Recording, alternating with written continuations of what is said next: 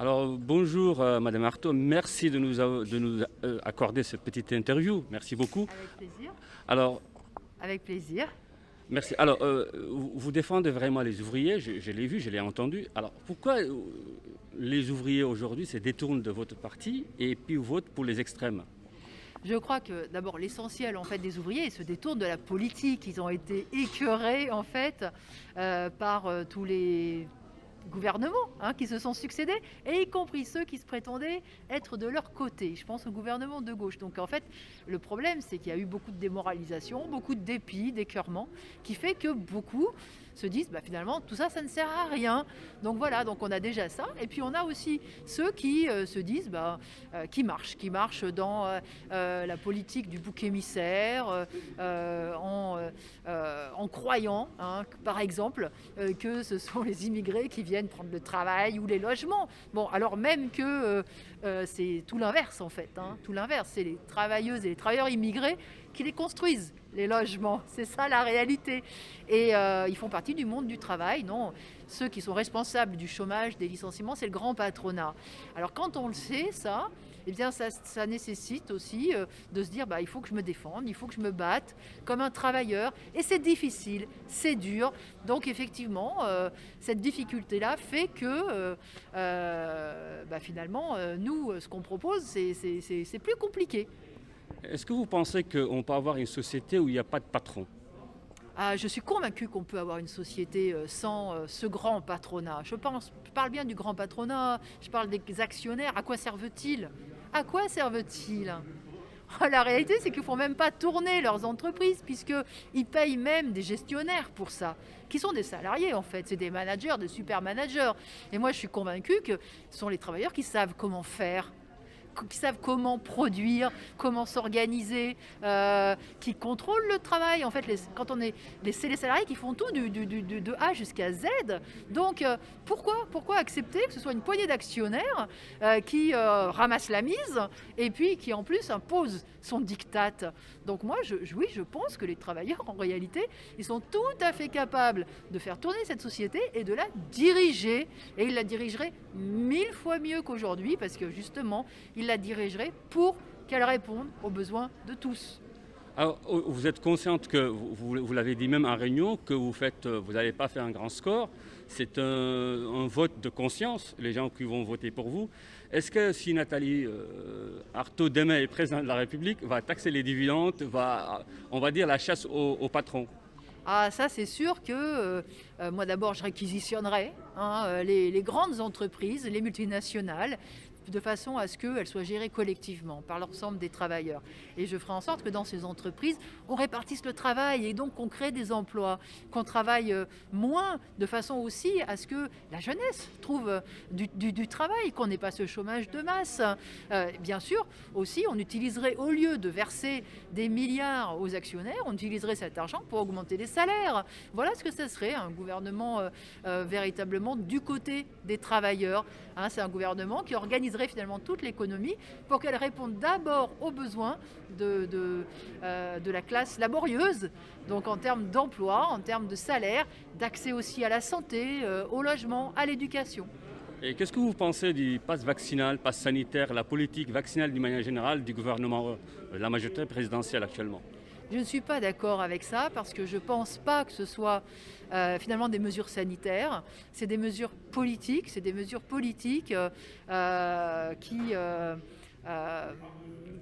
sont que je combats, parce que en fait, d'abord, je ne pense pas qu'on puisse soigner correctement quelqu'un en le contraignant. Voilà, en contraignant. On ne soigne pas à coups de trick. On ne soigne pas en imposant un diktat. Et c'est ce que fait le gouvernement aujourd'hui. Et qu'est-ce que vous pensez de ces gens qui disent qu'il y a un conflit d'intérêts entre les grandes firmes pharmaceutiques et les gouvernements européens actuellement? Mais je pense que de toute façon, tous les gouvernements, et y compris les dirigeants européens, mais c'est les mêmes en fait, ils sont au service finalement des trusts pharmaceutiques, de la classe capitaliste. Ça, c'est une réalité. Regardez, pourquoi n'ont-ils pas imposé aux trusts pharmaceutiques la diffusion de leurs brevets? C'est pour qu'ils continuent de faire des profits extravagants. C'est ça la réalité. Hein, moi, alors, j'ai bien compris que Macron, il ne voulait pas emmerder les trusts pharmaceutiques. Pourtant, c'est bien ça, c'est bien eux qu'on devrait forcer à livrer d'abord leur vaccin au monde entier et puis à le livrer à prix coûtant. Vous avez vu ce que ça va nous coûter, tout ça ? Tout ça pour que les actionnaires qui ont misé sur le bon cheval deviennent des millionnaires en quelques mois. Écoutez, c'est pas possible. Alors voilà, et c'est ça aussi qui fait qu'il y a de la méfiance. C'est ça aussi qui fait que beaucoup rejettent cette vaccination en se disant tout ça c'est une affaire de gros sous, c'est une affaire de fric. Donc ça fait partie du problème. Dernière question, qu'est-ce que vous pensez de ce que proposent Zemmour, Marine Le Pen, etc. Bon, j'ai entendu un peu ce que vous avez dit, je connais votre position, mais qu'est-ce que vous allez dire à nos abonnés ? Eh bien que les Zemmour, les Le Pen, ils ont ces obsessions contre les musulmans, ces obsessions racistes, et ils distillent comme ça, dans le monde du travail, un poison. Parce que c'est le poison de la division. Ils cherchent à dresser finalement les pauvres contre les pauvres. C'est ça. Alors moi, ce que j'ai à dire, c'est que les travailleuses et les travailleurs immigrés, ils font tout tourner. Et ils sont bien plus utiles que ces politiciens, que les Zemmour et que les Le Pen et compagnie. La réalité, c'est que sans eux, les hôpitaux ne marcheraient pas. Sans eux, il n'y aurait pas d'aide à domicile. Sans eux, il n'y aurait pas de chantier de bâtiment. Donc voilà, la société, elle leur appartient autant à eux qu'à des Zemmour et des Le Pen. Merci Madame Harte, merci beaucoup. Merci à vous. Merci. Bonjour, donc vous vous appelez comment ? Muriel. Alors Muriel, aujourd'hui vous avez assisté à une réunion de lutte ouvrière. Qu'est-ce que vous pouvez nous dire ? Quelles sont vos convictions et quelle est la conclusion surtout de ce que vous avez entendu ? Je sais que vous êtes une militante convaincue, mais bon. La conclusion n'est pas différente de la conclusion de Nathalie, c'est qu'il faut qu'on se batte et que rien n'avancera, rien ne changera si on ne s'organise pas politiquement, si on ne s'organise pas en parti.